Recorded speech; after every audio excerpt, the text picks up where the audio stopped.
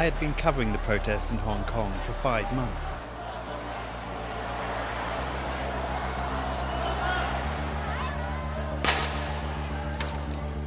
I'd watched the violence escalate in slow increments week by week.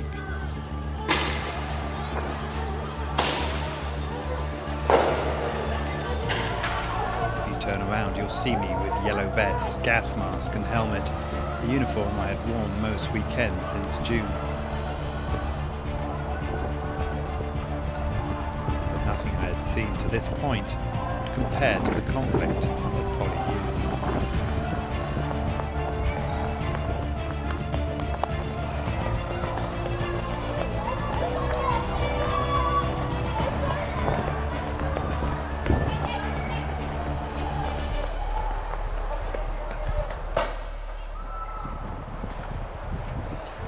I first arrived at Hong Kong's Polytechnic University on November 15th.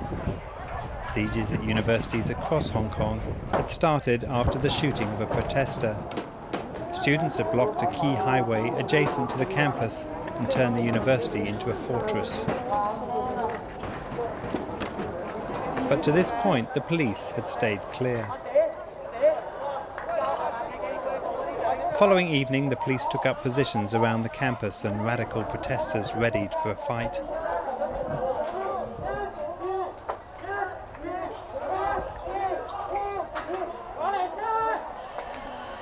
At 10 a.m. on the morning of the 17th, the police advanced along the streets that surrounded the university. They were met with volleys of petrol bombs and rocks.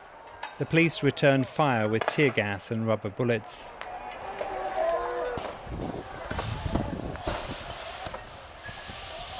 And so began a battle that was to last into the night.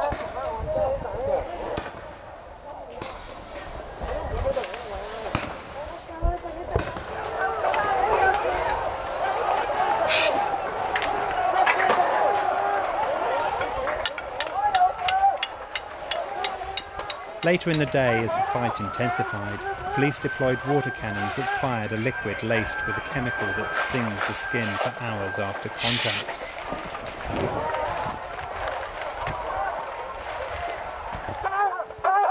I know this as I was hit several times.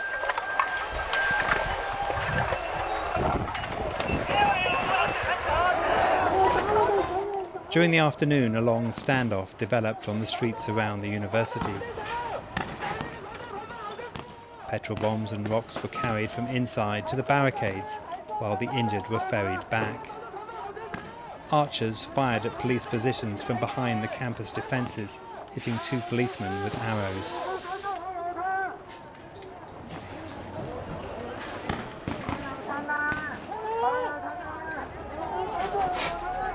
At 10 p.m, the police set up cordons around the university and announced that the protesters that remained would be arrested if they attempted to leave. The conflict moved to the bridges as the police pushed forward.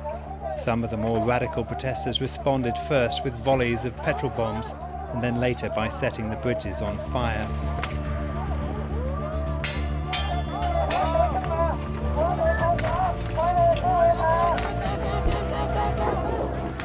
An armoured car tried to breach the barricade but was set on fire with a barrage of gas and petrol bombs.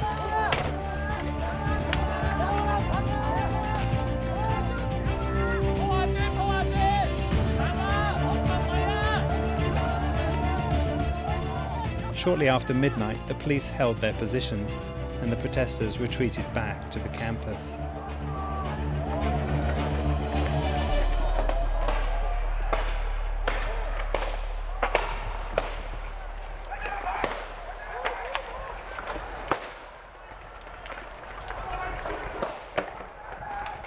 The next morning, I left the university and moved to the junction of South Chatham and Granville Roads.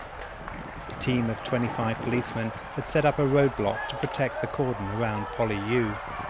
The police would charge and arrest 1 or 2 protesters. They dismantled the barricades and then returned to the junction. Minutes later, the protesters returned and set the barricades back up.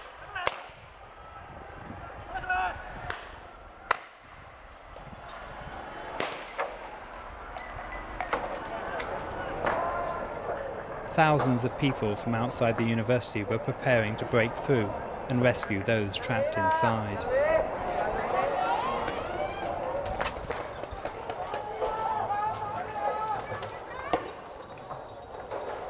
As the afternoon progressed, so more protesters arrived and the fighting became more intense. One misthrown petrol bomb hit an apartment block and started a fire that was later dealt with by the fire brigade.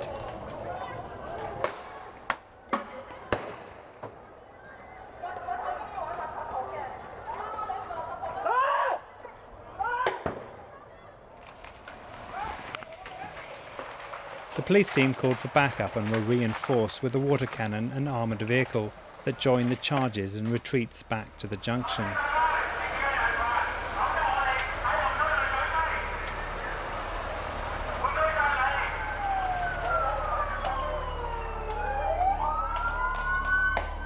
Protesters hoping to attack the police from a footbridge were quickly dealt with by the water cannon that also took out a group of photographers hoping to get a shot of the action below. As night fell, so the protester numbers grew, now stretching several hundred metres back along the road.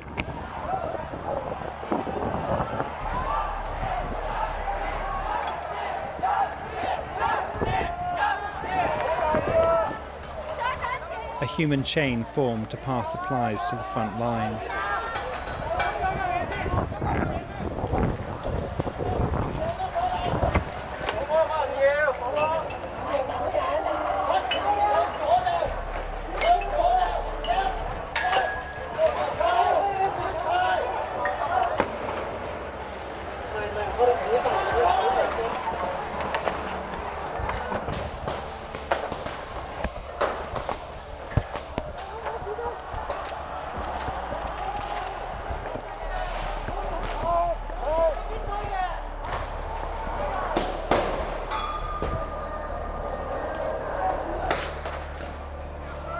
At precisely 2 a.m, 14 hours after the conflict began, the protesters left.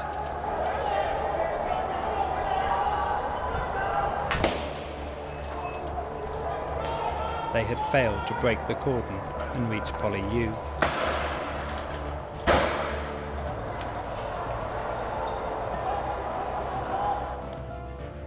When I returned to the campus on the following morning, the mood had changed. Some students managed to break out the night before in a daring escape with ropes and motorbikes. Some had found gaps in the cordon. Some had risked the sewers to find a way out, but most had just given up. Slowly, during the day, they marched out, surrendering to the police at the checkpoint.